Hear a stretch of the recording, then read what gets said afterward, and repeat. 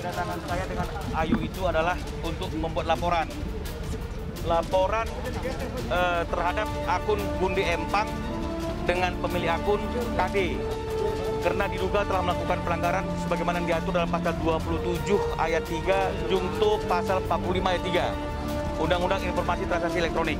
Ya, jadi kemarin kenapa kita masih belum buat laporan SIE-nya? Karena kita masih menjalankan proses yang berkaitan dengan masalah restoratif justisnya. Laporan kami sudah diterima oleh Polda Metro Jaya setelah gelar perkara dengan cybercrime di Krimsus. Hasilnya laporan kami layak untuk diterima. Jadi selain laporan yang sudah kami lakukan di Krimum dugaan 315, sekarang kami lakukan lagi laporan karena pelanggaran sebagaimana yang diatur oleh Undang-Undang Informasi Transaksi Elektronik. Ancamannya kalau untuk 315 aja 4 bulan. Maaf ya, tapi kan ini bukan bicara masalah ancaman. Enggak. Cuma kan proses hukum kan harus tetap terus berjalan.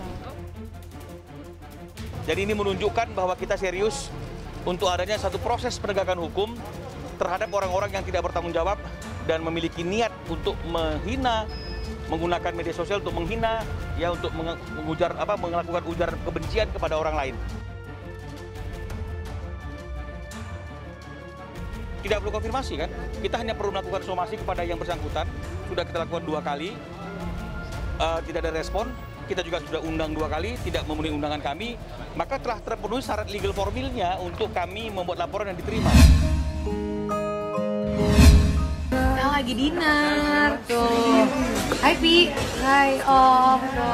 Hai. Iya. Jadi momen berharga dan senang banget. Selama ada waktu juga kadang nongkrong di tempat Bunda, kadang ke tempat Mimi, kadang juga kita video callan sampai pagi sama mamaku. Aku berharap Atta sebagai laki-laki bisa menempatkan porsi yang tepat. Bagaimana menempatkan KD, bagaimana menempatkan Asanti sebagai ibu sambung yang membesarkan pada saat Aurel masih belum mengerti dunia secara luas. Selamat siang rekan-rekan media. Jadi saya KBP Argo selaku Kasubdit Gakum Ditlantas Polda Metro Jaya akan menyampaikan hasil klarifikasi terhadap saudara RV terkait adanya dugaan menggunakan nomor kendaraan yang tidak sesuai dengan peruntukan, yaitu di mana kemarin sempat ramai menggunakan kendaraan di mana plat yang ada di kendaraan yaitu di B139 RFS ini pada saat digunakan pemeriksaan di Polda Metro ternyata berbeda dengan apa yang ada di database manajemen nomor registrasi yang ada di kepolisian. Ya, lanjut. Jadi tadi hari ini laporan dari penyidik yaitu Ibda Iqbal yang menangani atau melakukan pemanggilan bahwa saudari RV telah datang dan selanjutnya memberikan klarifikasi sehubungan dengan berita viral dari media terkait data yang tidak sesuai. Selanjutnya saudara RV telah dilakukan pertanyaan yaitu sebanyak 15 pertanyaan yang ditandatangani di atas sumpah ya. Jadi hasilnya, fakta-faktanya dapat kami sampaikan sebagai berikut. Lanjut. Yaitu yang pertama, saudara RV menjelaskan pada hari Kamis tanggal 21 Oktober sekitar pukul 14 datang untuk memenuhi panggilan pemeriksaan penyidik di Treskrimum Polda Metro, yaitu bukan menggunakan mobil Alphard warna hitam dengan nomor B777 RVN dan tidak tahu siapa yang memakai mobil tersebut. Menurut pengakuannya bahwa yang bersangkutan datang menggunakan mobil sedan Mercedes warna hitam dengan nomor B1028 SAR. Lanjut. Kemudian pada malam harinya sekitar pukul 22 setelah selesai memenuhi panggilan pemeriksaan, saudara RV kembali menggunakan mobil dengan merek Toyota Alphard tipe G Jadi bukan tipe Velfire yang kemarin sempat beredar oleh media, warna hitam. Namun warna yang sebenarnya adalah putih metalik dengan menggunakan nomor B139 RFS. Di mana warna tersebut sudah diakui, yaitu adalah diubah menjadi warna hitam doff dengan cara dilapisi atau ditutup seluruh bodinya dengan menggunakan stiker berwarna hitam doff. Lanjut. Saudara RV juga telah menyuruh sopirnya, jadi namanya saudara Firman, sopirnya itu untuk berubah dan memasang stiker warna hitam doff yang seingat saudara RV kurang lebih 1 tahun yang lalu di tahun 2020 dengan dia kurang lebih sekitar 8 juta rupiah. Alasannya menggunakan stiker itu karena pada saat yang bersangkutan membeli mobil di showroom Toyota adanya hanya warna putih metalik. Sedangkan saudara RV memang sedang mencari warna hitam. Akhirnya kendaraan yang berwarna putih tersebut dilapisi stiker agar cat mobilnya terjaga dengan bagus. Jadi tidak diganti cat tapi hanya dilapisi stiker. Selanjutnya telah dilakukan cek fisik serta pemeriksaan kelengkapan kendaraan, yaitu mobil merek Toyota Alphard tipe G dengan nomor asli B139 RFS atas nama Rafael Peña Ronald dengan alamat sebagai berikut, dengan nomor mesin maupun nomor angka yang sama dengan yang ada di STNK. Masa berlakunya pajaknya sudah diperpanjang ya, jadi sudah sampai dengan 23 Agustus 2022 yang memang baru diperpanjang hari Senin kemarin pukul 14 di Samsat. Lanjut. Untuk nomor pilihan B139 RFS itu sendiri pada bulan Oktober 2020 itu saudari RP telah meminta tolong kepada rekannya yang bernama Muhammad untuk mengurus proses pembuatan plat tersebut di Ditlantas Polda Metro Jaya secara prosedural, dan legalitas mobil tersebut sah terdaftar di Residen Samsat Polda. Dalam pembuatan nopil tersebut, saudari RP membayar PNBP sesuai dengan PP nomor 60 tahun 2016 sebesar 7,5 juta rupiah. Namun karena adanya pemberedaran viral, akhirnya saudara RP melepas kembali stiker hitam tersebut kembali ke warna aslinya, yaitu putih metalik. Dan sudah mengenakan sanksi berupa tilang kepada lanjut.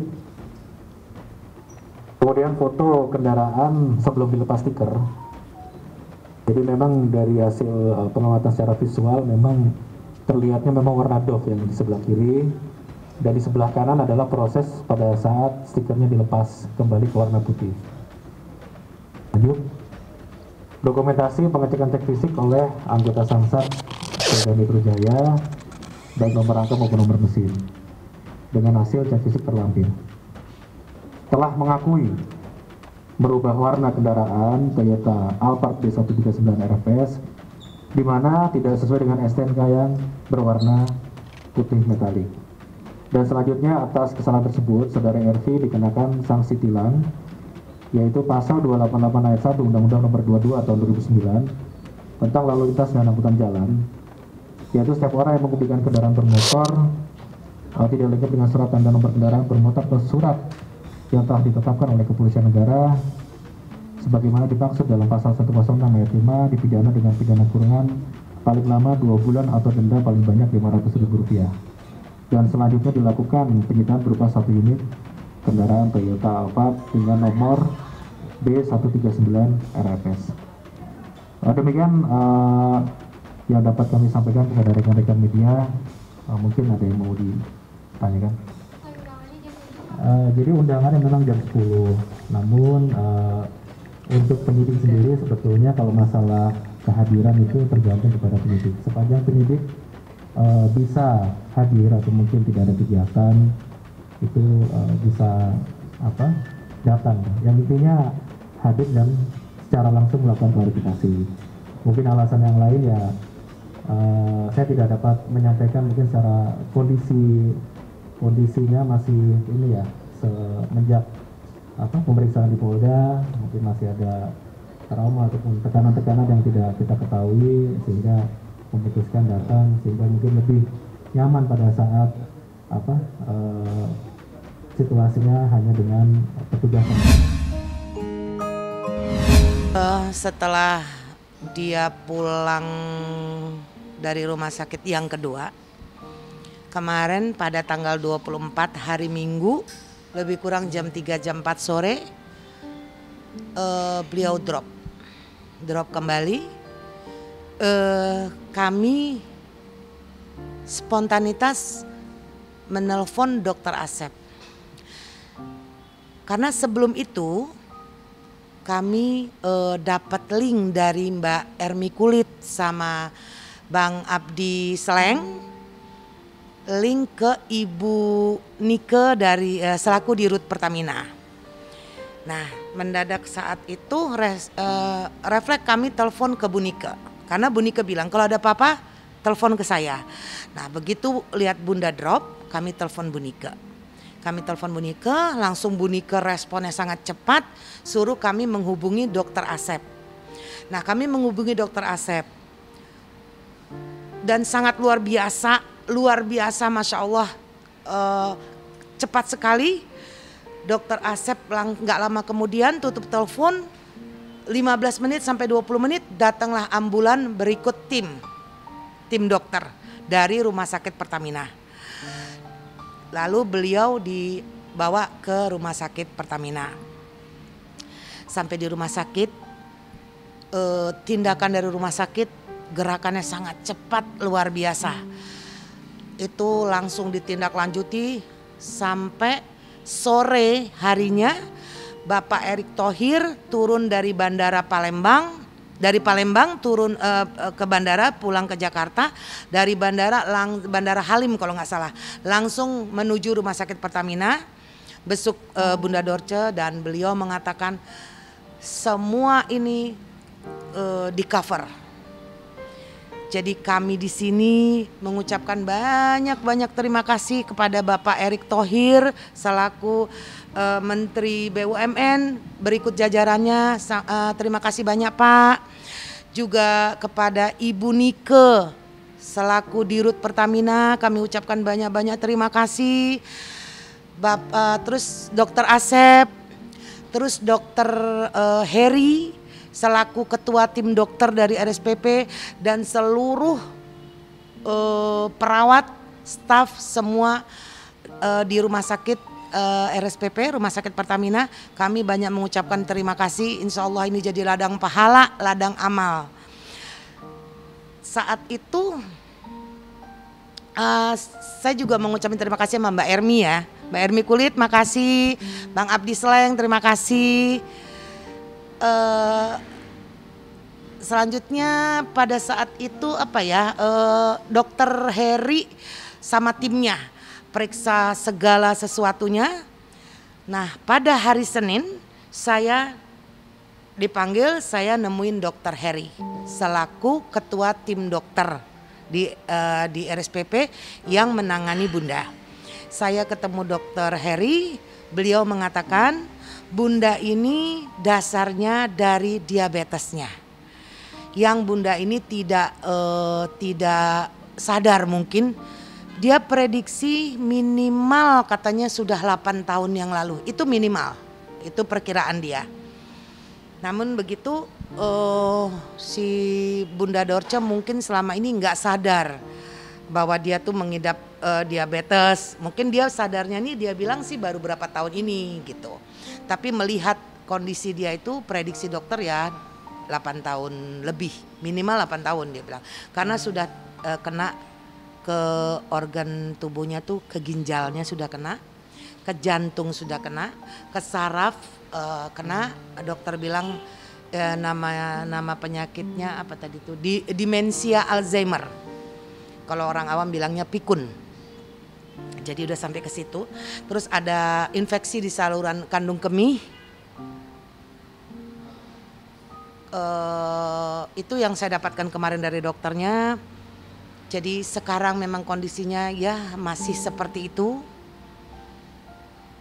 Belum ada perkembangan baik, cuma gulanya dikontrol terus. Alhamdulillah gula stabil, jadi dokter tetap mengkontrol gula karena itu semua dari gula, dasarnya itu dari diabetes itu.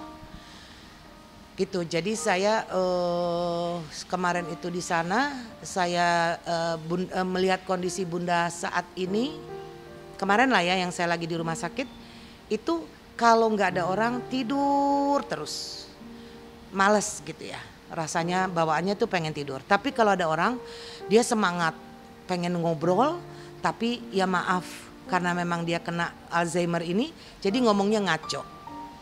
Ngomongnya ngaco, terus lidahnya agak pendek. Dia bilang ini lidah saya kayak ketarik-tarik kata dia. Memang agak pendek lidahnya. Jadi ngomongnya rada kalau orang bilang cadel gitu ya, agak cadel gitu. Terus kalau ngomong suka ngelantur, itu karena dari sarafnya yang kena itu. Begitu. Dropnya kemarin itu kena ke GERD ya, ke lambung. Terus ada juga diare, kayak diare. Terus dia lemas, nggak ngomong, udah diem aja, tapi sadar, tapi dia udah diem aja, udah nggak bisa bergerak, nggak bisa apa-apa. Sehingga kami bertindak seperti itu. Ini harus dibawa ke rumah sakit, nggak bisa gitu loh. Jujur, saya belum tahu hasil sidangnya karena tadi saya baru ketemu pengacara saya sebentar, tiba-tiba pengacara saya ada urusan. Jadi saya belum update lagi soal itu. Seperti itu, saya belum tahu sama sekali. Belum tahu. Saya baru tahu ya soal itu barusan ya. Dan kan dari Katina sendiri kan meminta hak asuh anak, emang dia benar atau gimana? Kalau soal pengadilan saya jujur saya kurang banyak intens, jadi pengacara saya yang tahu gitu loh. Jadi sekarang ini saya ini hanya lebih menjaga hubungan sama Tina sama anak-anak itu yang saya fokusin. Jadi kalau soal pengadilan beserta isi-isinya saya kurang update mas, seperti itu. Harus ikhlas apapun yang terjadi mas, keputusan nanti di sidang. Tapi untuk hak asuh anak sendiri nanti kan Katina minta untuk hak asuh anak gimana? Itu saya juga belum tahu tuh soal hak asuh anak akan jadi seperti apa. Tapi gitu. Mas Kenang sendiri tidak tahu menahu ya. Jujur saya belum update gitu loh. Pengacara saya tadi ke rumah sebentar, tapi langsung pulang lagi gitu. Jadi belum cerita banyak. Nanti kalau ada info lagi saya kabarin. Udah berapa hari ya? Berapa hari saya juga lupa tepatnya berapa lama ya. Enggak nyampe. Seminggu? Mungkin kurang lebih kali ya. Saya kurang tahu tepatnya kapan. Tapi Katina tinggalnya di Jakarta juga apa gimana? Ya di Jakarta juga, di rumah keluarganya ada dia. Nah, masih dong kalau untuk anak itu kan itu prioritas kita ya. Pasti saya maupun Tina sempetin waktu bersama-sama untuk nyenengin anak-anak seperti itu. Beritahunya ya kita tahu, kita kasih tahu pelan-pelan dan kita sangat jaga sekali tata cara bahasanya. Jangan sampai ada kata-kata yang kurang tepat lah, karena takutnya mereka nangkap yang berbeda. Jadi kita kasih taunya dengan cara yang sehalus mungkin, seperti itu. Ya karena ini kan memang sebutnya sampai saat ini aja kan masih berjalan kan, berarti ya memang itu pilihannya tetap sama kan, seperti itu. Saya seperti yang saya sudah bilang mas, sekarang saya ikhlasin aja semuanya. Yang terjadi nanti ya harus saya terima. Komunikasi saya sama Tina baik sekali. Baik sekali juga komunikasi saya sama anak-anak, sama Tina, semua komunikasi baik-baik aja kok. Dari keluarga pun juga komunikasi keluarga saya ke komunikasi keluarga saya ke keluarga Tina pun baik semua. Begitu pula sebaliknya. Kita menjaga hubungan, yang penting itu, menjaga hubungan dan sama-sama menjaga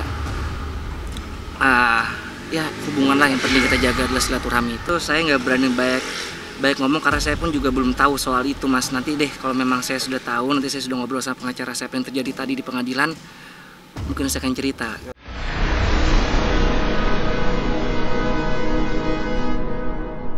Jadi jangan lupa untuk subscribe Cumi Cumi. Ditekan ya tombol lonceng merahnya.